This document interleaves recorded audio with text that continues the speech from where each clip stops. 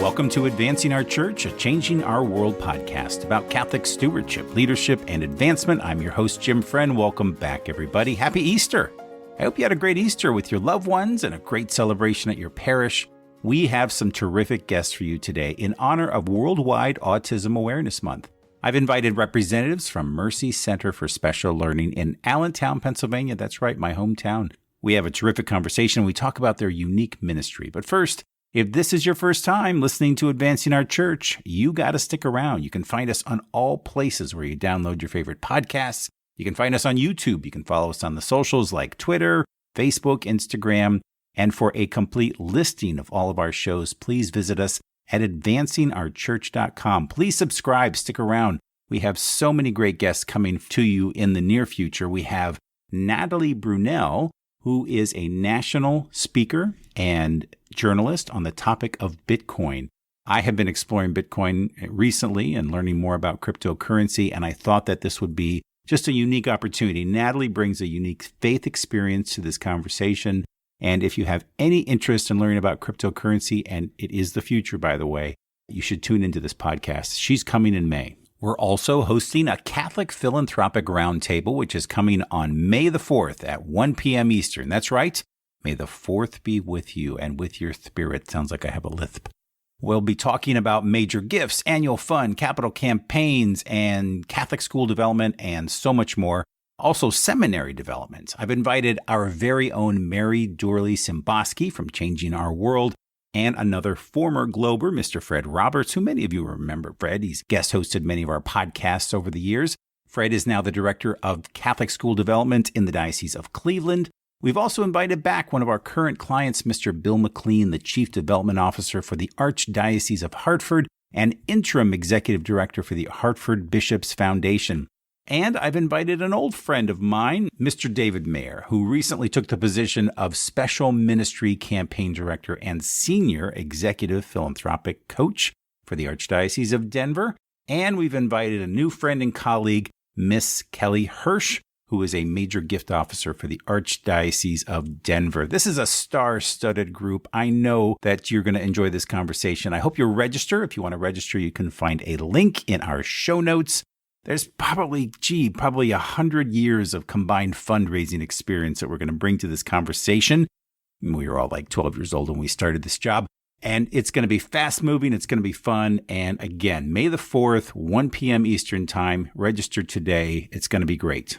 And as I drop this episode, we just celebrated Divine Mercy Sunday. And in yesterday's gospel, Christ puts himself within touching distance of Thomas's finger and hand. He invites this apostle who's struggling with doubt to reach into his side and come into contact with that sacred heart, which is just filled to the brim with mercy. Not only could there no longer be any doubt that this was the Savior's resurrected body, but there could also be no longer any doubt about the mercy which Christ promised us and the forgiveness of our sins. Divine Mercy Sunday is not just intended for one Sunday. We're called to live this out and embrace it daily. Our understanding of the mercy of Christ is key to our relationship with him. And it's also essential that we show mercy to others. You know, in our culture, the idea of mercy has been lost. We demand that others pay the price for their wrongs, and rarely do we offer mercy to those who deserve it or even ask for it. And yet, we all need mercy for our own sins. Mercy is a form of evangelization, and when we express Christ's mercy to others, they will certainly notice. And so, as we reflect on Christ's mercy today and this week, let's remember not only to be seekers of mercy, but givers of God's mercy as well. And now, let's get to work. And it's so appropriate that this is the week of Divine Mercy because we are pleased to welcome representatives from Mercy School for Special Learning in Allentown. It's always very special for me to invite an organization from my hometown here in the Diocese of Allentown to be on our show. We have a great conversation about the unique services of Mercy and how unique this mission is in our country. We also talk about how Mercy has evolved and how they adapted during the pandemic. And so, without further ado, here is the team from Mercy School for Special Learning. Okay, well, welcome to Advancing Our Church. So great to have you all with us today. I'm here together with the folks from Mercy School for Special Learning. And this month, we celebrate World Autism Awareness Day. And I couldn't think of a better example of Catholic education and commemorating this, this important cause than to interview a school that's right here in my own hometown of Allentown. So great to be with all of you today. I've always loved the mission of Mercy Special Learning Center, and just have a great admiration for what you do. And I know it's a unique ministry, and we'll get into that in a minute, in the country, because there's not a lot of dioceses that have this kind of Catholic education, the special education for students. And so I'd like to introduce our panel, our esteemed guests today. First of all, Beth Grist, who is the principal for Mercy School for Special Learning. Welcome, Beth. Thank you for having me. I'd also like to introduce Chris Burkhead. Now, Chris, weren't you the founding board member for, and I know you're a board member now, but weren't you also kind of the founding board chair when you first started? I was not the chair, Jim. Thank you for the accolade, but I was one of the original folks when the board was formed. I think about 9-10 years ago. So 10 years ago. That's what I thought. I knew you had a long tenure on the Yep. board. Welcome, Chris. So glad to have you. Thank you, Jim. And then Mark Napierkowski, the Director of Development for Mercy School for Special Learning. And Mark, I believe we've had you on the show maybe in the last year on one of our Catholic education panels. Great to have you back, Mark. I was on the show. Thank you, Jim, and great job on the pronunciation. Thank you. Thank you so much. Well, Beth, why don't we start with you? Hey. Beth, so glad to have you here. And what we were talking just a moment before we started recording the show, but as you said, it's such a special place. And It is. tell us a little bit about your own background and kind of how you found your way to Mercy. It's a very interesting story. I had been teaching in the diocese for over 20 years, starting at St. Michael the Archangel School and then moving to Notre Dame. And actually at Mass, Dr. Brooke Teche, our chancellor at the time, approached me and asked if I ever wanted to be a principal. I said no, I did not want to be a principal. I had no desire, except if something like Mercy was available. I had no idea the position was available. It was about 3.5 weeks after that I was hired. It happened that quickly. It is a wonderful privilege to have this job. And I truly believe that all of my experiences were part of God's plan to bring me here, because as I look back on them, I can absolutely see it. I can absolutely see it. Yeah, absolutely. It is amazing when you really pray about that and you see how all the things of your life and your career come together. That's wonderful. And tell us a little bit about the special mission of Mercy. Mercy works to provide a Christ-centered education for students with intellectual and developmental disabilities. We work very hard to help educate the entire child. And the ability to do it from a perspective of Christ makes the mission even more meaningful. And it's important to our families. Many families are here because of that faith aspect as well. So we want to give those children a chance to achieve and find success as any other child would. That's wonderful. And how long has Mercy been around? Mercy started in 1954 with 4 classrooms. Amazing. 4 classrooms, and they got their new building in 1962, and they continued to put additions on since then till we got to the point where we are now. And there have only been 5 principals in Mercy's time. I'm the 5th. Incredible. Says a lot about the desire to stay here and the mission and the importance of it to those that are part of it. And as I said at the top of the show, it's such a unique mission. As I recall from my time in working in the diocese, was part of some strategic planning for the diocese. And what we discovered was that, of course, Allentown was originally part of the Archdiocese of Philadelphia, and that's how these schools and the schools that are located down in the Philadelphia region are so unique. And as we looked around other dioceses around at least the Northeast area, we really didn't find any other schools that really addressed this special need.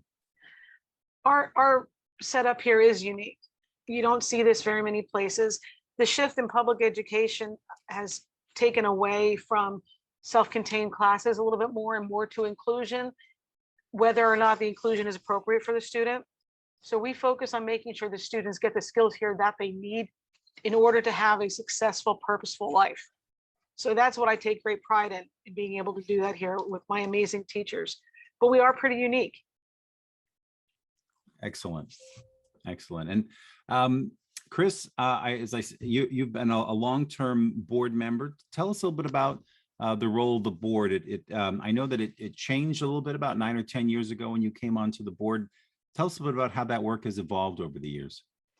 Sure, Jim. The board about 10 years ago, diocese made a decision to go more to a board of limited jurisdiction, if you will, away from the advisory board. And my wife, Mary, and I had, always been, involved with Mercy in one way or another.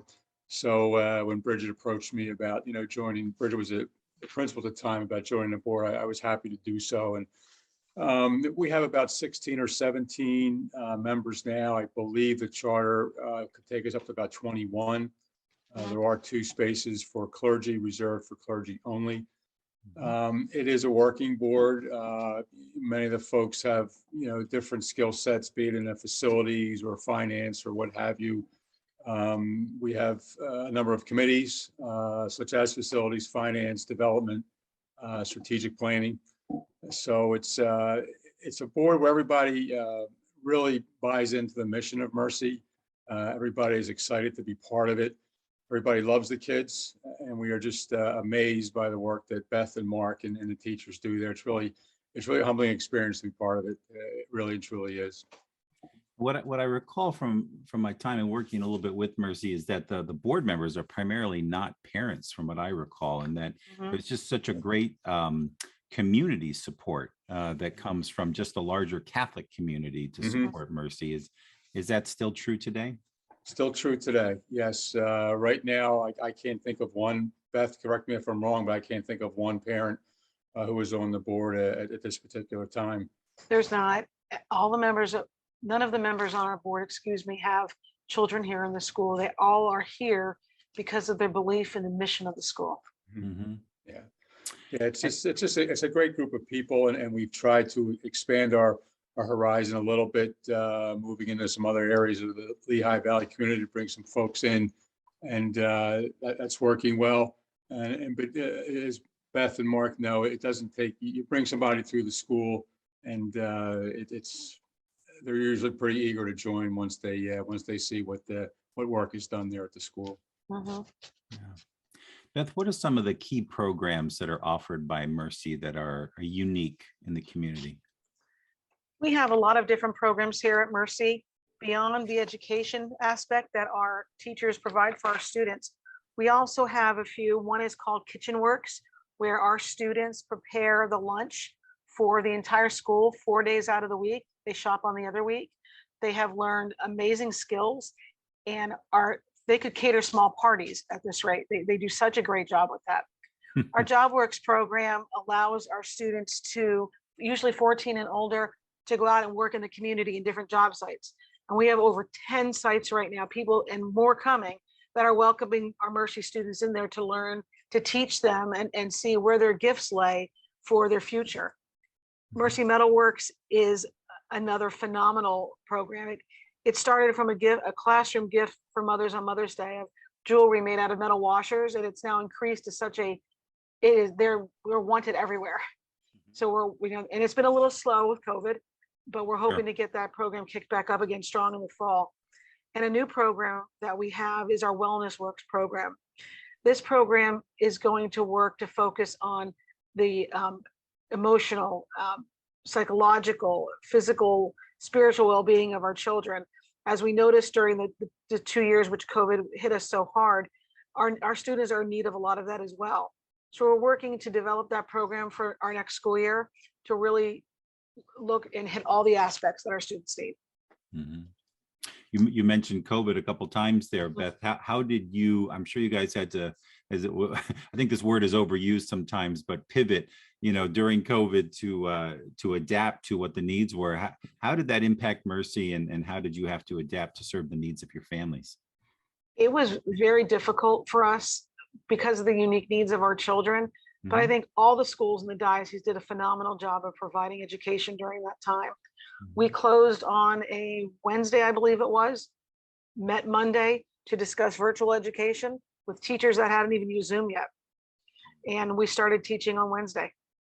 And our teachers did what they could do. They did the best that they could for our kids. I have one teacher that had a class behind the glass. Her students were more needy, and she actually went to their homes and taught them between herself with the glass doors in the middle, so they would not get, we would not be too close together. Yeah. Our teachers provided the best instruction possible at that time. They did the best that they could. I'm super proud of them. But due to their unique needs and many of their inabilities to wear masks, we came back the next year, but in a hybrid fashion. So kids came to school 2 or 3 days a week, and there were virtual education the other days.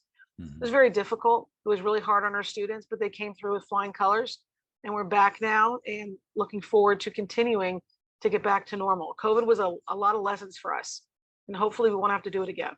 Right. We hope so. Yeah. I hope not. Well, I want to bring Mark into the conversation here a little bit. Mark and Chris, what was the work of how was the work of the board and also the work of advancement during COVID? And did you find that you had to kind of, how were you able to support the school, or what were some of the focuses that you found during the pandemic? Great question, Jim. Chris, you want me to take a shot at that? Sure, go ahead, Mark. I'll tell you, that was when, Jim, everything coalesced in a very special way, I thought, in ways that maybe I couldn't even have anticipated. The board rose to the occasion. I knew what my job was. Beth and I had a number of conversations about this. So we really had to evaluate, closely look at how to anticipate possible bumps and hiccups along the way. Are there donors who will not be able to support us for the time being? How do we overcome that? How do we recalibrate our event schedule? What's that going to look like? Right. And so it took some creativity. We did a virtual gala in 2020. We did a virtual variety show that we called Mercy Mondays, also in 2020. And so we just tried to engage people, I think it's fair to say, our donors and our supporters, in a way that says, we're still here. We have no plans to go anywhere, but we need you. We need you. We're not going to have a live performance. We're not going to have a live event for the time being. So there was a lot of creativity and innovation that happened during those several months. And it's not a one-person show. This is a community effort. This is an executive effort. This is a, feet on the ground, organic, really, really focused effort that took place over the course of several months, over a year, right? To make it happen. So not luckily, but because as a result of all of that collaboration together, we were able to power through this with not a lot of, we had some, we had to overcome some things, as I said, but we didn't, I don't think, really incur any dramatic setbacks.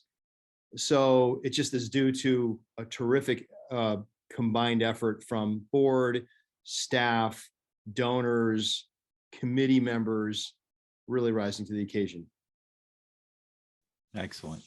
And were there any, I guess there's a two-part question here. One, was there anything in particular that kind of stood out to you, either any of the three of you, unique acts of generosity or unique things that happened, a unique story that really you saw the community come forward to really come to the aid of Mercy during this pandemic? And I'm sure it was a number of different things.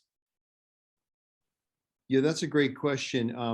I'm thinking, Beth, if you have an angle on that, and Chris, you might as well. I would just go back to, we had, I'll tell you, our board has never been stronger. I'll go back to our board of directors. Sure. And not just because one of them is on the call with us. That's really the truth. No, of course not.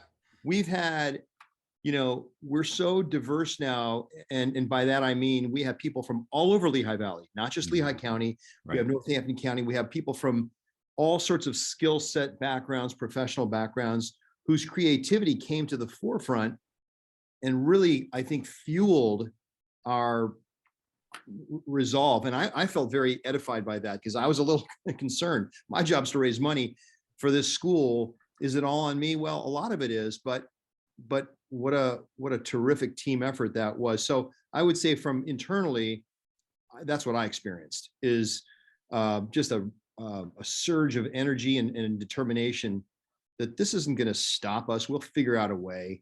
And we did. We figured out several different ways. That's my internal observation. Yeah. Mark's leadership was great throughout this time, Jim, as was Beth inside the school. And, from the board's perspective, all of us see what Beth and her folks are doing inside the school. And it's really hard not to say, hey, what can we possibly do to support these people? Because it is such amazing work that they do. And Mark and some of the virtual events he described. And again, it was fun in a different way. It was challenging, but I think everybody keeps their eye on the ball, that we have to do what we can to keep things moving forward for these kids. Our school board was 100% present during everything with COVID. As Chris said, always asking what we can do, worried and trying to care for our faculty and staff and our students. I could not have asked for better people to work with. That's a good point. I'll throw one other thing in there, Jim. Another observation. We did have donors. You mentioned from the outside, or people not, employed here or on the board. We had donors. We had individual people with whom I had conversations early on, who assured us, we're with you. We'll help you through this. And there was no particular promise of how that was going to happen, but it was a reassurance that they had our back.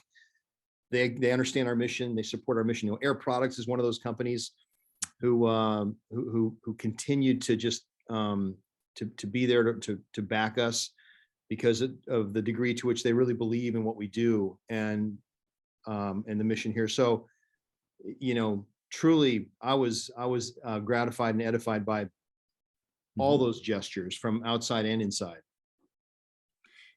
This question's either for Mark or for Beth. Do you find that there are practices or things that you did, or you talked a lot about the creativity, which the creativity was off the chart with all the clients and schools that I've talked to over the last year.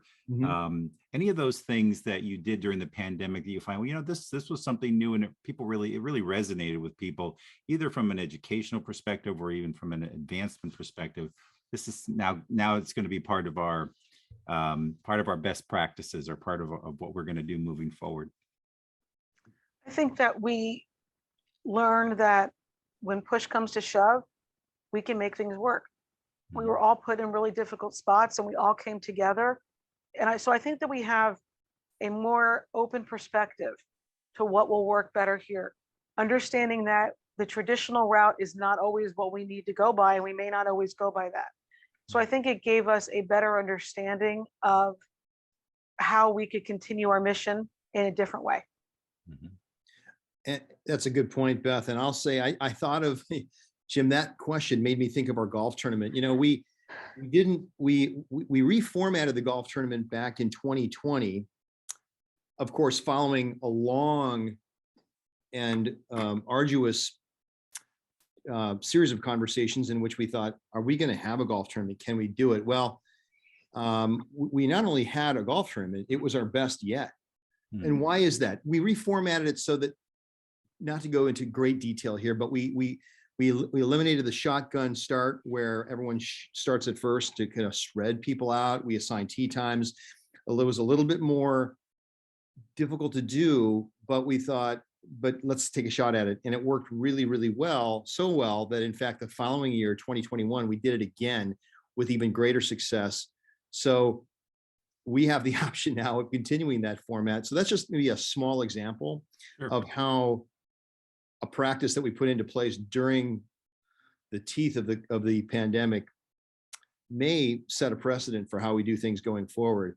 We at least know, as Beth alluded to earlier, we know that we're capable of going different directions. We're not limited by maybe previous thinking. So that's very, very encouraging to remember that fact. Absolutely. Well, staying on this theme of funding a little bit, I know that that Mercy has been able to access public funding in a way that maybe other Catholic schools do not have access to funding. And we know that an education of Mercy is certainly going to cost more than the average education because of the small class size, because of the attention that each of these students needs. Can you tell us, our listeners, a little bit about that public funding and how you access that, or how your families are able to access that? That's a good. Mark, you want to speak to that? with Yeah, the, I'll speak to that. And I want to make sure I understand the question, Jim. So Yeah. when we talk about public funding as a Catholic, private Catholic school, we are 100%, we're 100%. There's a dimension of that, yes. Mhm. But I'll get to that in a moment. Because of the fact that we're a diocesan, Catholic school, Mhm. all the money that I raise here it comes from foundations, individual households, Sure. companies, so all privately channeled to our school. We do receive substantial funding because we've really worked hard at the tax credit donations that come through the Eastern Pennsylvania Scholarship Foundation. Mhm. And that's all tax money that would otherwise be going to Harrisburg, but in fact, because of the way it's set up to our advantage as a school, it is channeled through or run through the foundation and then comes back to our school in the form of scholarship money. Mhm. And so I don't know if that's what you were referring to, but that money would otherwise just be going to Harrisburg, and our legislation is set up in such a way that in this state, we are able to, through that funding mechanism, able to benefit our families who otherwise could not afford to come here, because we do have a cost to educate that is not small. It's rising a little bit each year. So does that answer the question, Jim? Yeah, that was part of it. I know that here in the state of Pennsylvania, many of our Catholic schools, in fact, probably all of them, benefit in some way from EITC, the Educational Improvement Tax Right. Credit Program. It's massive in Allentown, Philadelphia, all the major pockets of schools. Well, I guess I should have been more specific. The question I was wondering was, I know that when I was with the diocese, there was some money that was available from the school district for families who were able to use that towards tuition for their families. That's a good question. That's Beth. Right. Yeah.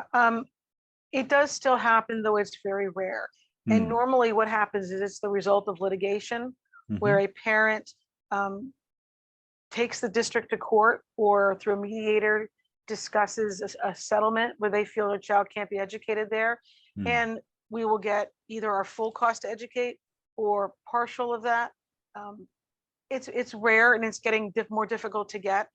Okay. To be quite honest, the fight to get that for our parents is extremely time consuming and draining and very, very hard on parents that already have such additional stress in their lives. Sure. So we found that we encourage it.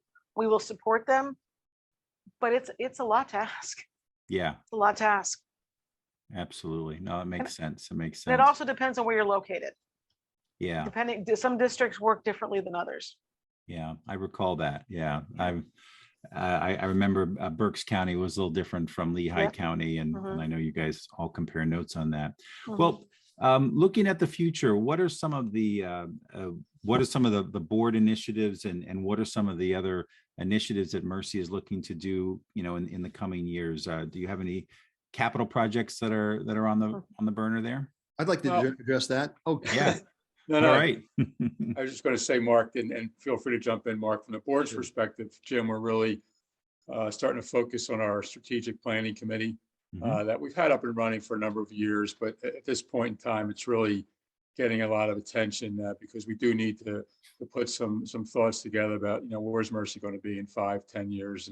And one of those items, a big item, is our physical plant, where the school is located now. And, what does that look like down the road? Where can we go? How do we do that? What does it look like from the financial piece, from the students piece, from the parents' perspective? So there's a lot to do in that area, but I think that's certainly a major initiative that we have now underway. Mark, I didn't mean to interrupt you there.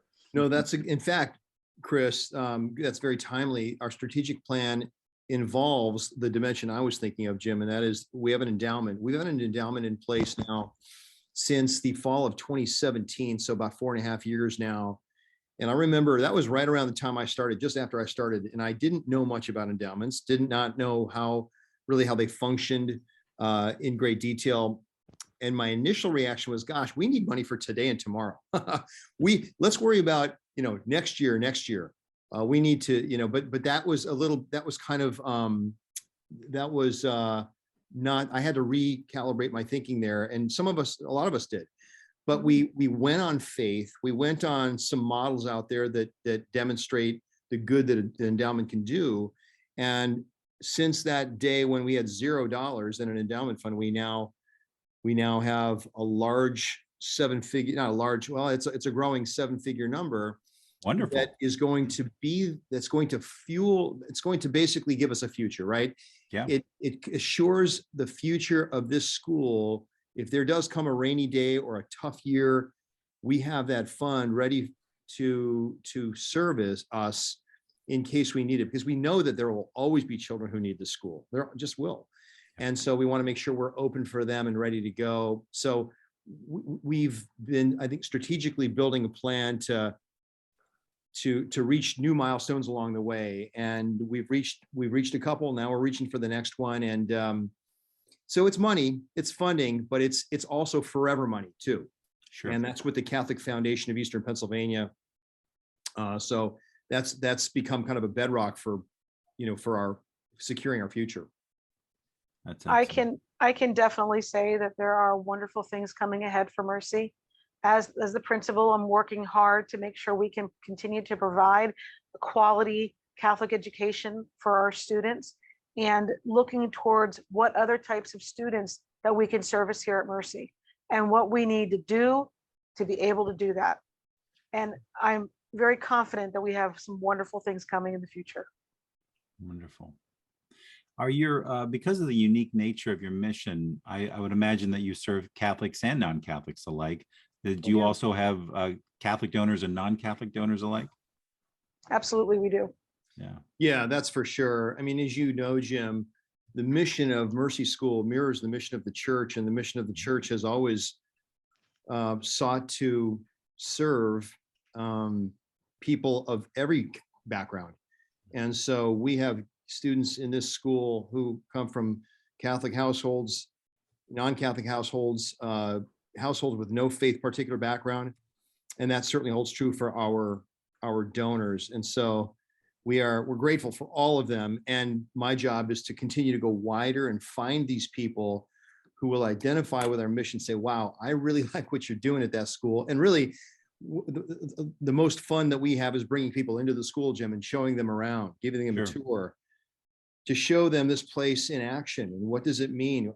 That's when the place really comes alive. The mission is animated for them, and they see what difference that they can make, with us. So I think we're very proud of that. That I am, of the fact that we serve people from all sorts of backgrounds, and the Catholic faith certainly just emboldens us to go forward in that way. Certainly. Well, Chris and Mark, you bring up a good point. And so this question would be, I guess, for both Chris and Mark, because you don't have a traditional alumni base, so to speak, as a traditional Catholic school or university for that matter, how do you bring in new donors to the table, right? Because it is such a unique ministry. I know that you get I know from my own experience, you get some nice exposure from the bishop's annual appeal, but how do you bring in donors, to get them involved with the board or a committee or as a donor? Because it's a little different. And I'm sure that maybe somebody who's listening who might be, part of a nonprofit, an advancement director, an executive director of a nonprofit, we're always looking for ways. How do you bring people to the table just to hear the mission? Go ahead, Mark. Yeah. It's not funny, but it's funny. Yeah. That way. Because the first conversation I had walking into the school was after Beth was with Chris. And Chris's question was a great question. It was that question. What is our plan? Let's put together a plan for getting additional donors into the fold here. How are we going to do that? So I kind of began, the old fashioned way, Jim, and I put a list together of all the people I know that have some influence in Lehigh Valley. And I got a few strong advocates from among that group who then spread the word. And a couple of these people put together a letter along with, after I gave that particular person a tour, right? She put together a letter to all of her friends and said, wow, you got to see this place. And none of them have ever really heard of us before. And so we kind of began in that very old-fashioned way. And it worked, and it's continuing to work. And my challenge is to get in front of people, donors, on a regular basis, Jim, to steward them. As we all know, in this job, you have to, get in front of people, thank them, ask them what's important to them, get them involved, further involved in our mission. Who else do you know, that might really want to support our mission, what we're doing here. So it's social, we're trying to become better, Jim, all the time with social media, using that intelligently, strategically, improving, our communications, our website, et cetera. It's word of mouth, it's events, but there's probably no magic bullet. I'm thinking a combination of all those things, but all the time, hey, take a car magnet. You'll be a traveling billboard for us. There you go. And it's that sort of thing. And so a lot of those simple methods, I think. But Chris, does that rhyme with your recollection? It does. And Jim, you hit the nail on the head. And I've said this to people many times over the years, and you said it perfectly. We have no alumni. We have no alumni that we can tap into and look back and think of their time at Mercy and be, as they move through life and become financially successful, to donate back to the school. We don't have that. So it's like every year we're starting from scratch again. And it can be a tough haul at times, but Mark's done a great job, expanding our reach and looking at other sources. And Mercy is just, it's an easy place to believe in when you tell the Mercy story, and when you have people come through the school, it's easy for people to fall in love with Mercy. So it's something that we all believe in, and we'll continue to widen that net and bring folks forward to help us out. That's good. All Chris. they need to do is meet our kids. Yeah. They got to meet the kids. Yeah. Well, I'll tell you this, Jim, to that point and to the point that Chris just made a second ago, somebody once recently, it's like in the last 2 months, said to me, Mark, you got the easiest job in the world. And I knew what they meant. In a sense, it is easy. I mean, this mission of the school speaks for itself. And you said at the very beginning of this broadcast, Jim, that we're unique. Not every other, community has a Mercy School for Special Learning. I've got a brother in Denver, Colorado, which is a beautiful, large city, metropolitan area. Their diocese doesn't have a Mercy School. And my brother happens to have a son who has special needs who'd fit right into Mercy. And so they support our school in Colorado. Wow. Just because of what we do. But it does come down to finding new ways. And here's one other thing I'll throw out. I could think of other things. We don't have all the time in the world, but DeSales University has our partnership has really strengthened with them in various ways, from sponsorships to various personnel relationships. Chris's wife Mary worked there, and they've been a job sponsor for us over the years and still are. But also now too, the business school, Jim, at DeSales University has come up with an arrangement with us whereby they send 3 or 4 of their senior capstone business students to us each semester to help us with various administrative business tasks in the office here. A lot of that has come down to grant research and grant applications, and they have succeeded getting us 4 nice sized grants. They're not huge, but they're not tiny, and they have a comma in them, and they're, and so it's that's a sustainable model that we can happily build on, and we will happily build on with them. And there are other ways that can go as well. Mm-hmm. Wonderful. Wonderful. Well, how can folks find you guys? Well, I'll speak to that. We're right in Allentown. We're at 830 South Woodward Street, here in Allentown, 18103.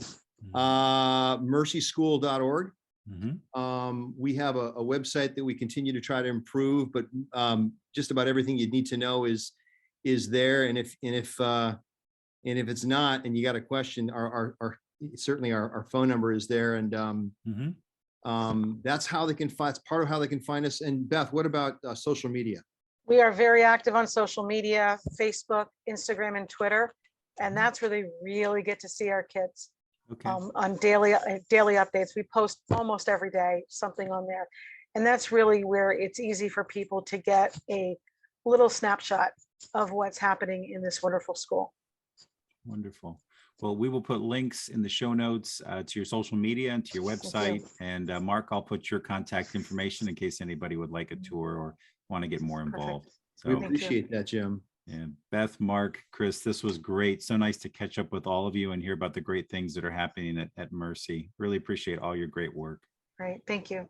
Thank you for the Thank you, time Jim. today, Jim. Thanks so much. Thank you. God bless. I want to thank Beth, Mark, and Chris for being on our show today. It was so wonderful to learn how Mercy has evolved over the last few years, more about the unique ministry, and just how you have adapted and continued to thrive, even despite this pandemic. For more information about Mercy School for Special Learning, I will leave a link in our show notes to the school and also to their social media links. And if you'd like to get more involved, I'm sure that Mark would love to hear from you. Thanks again, team, for being on this show.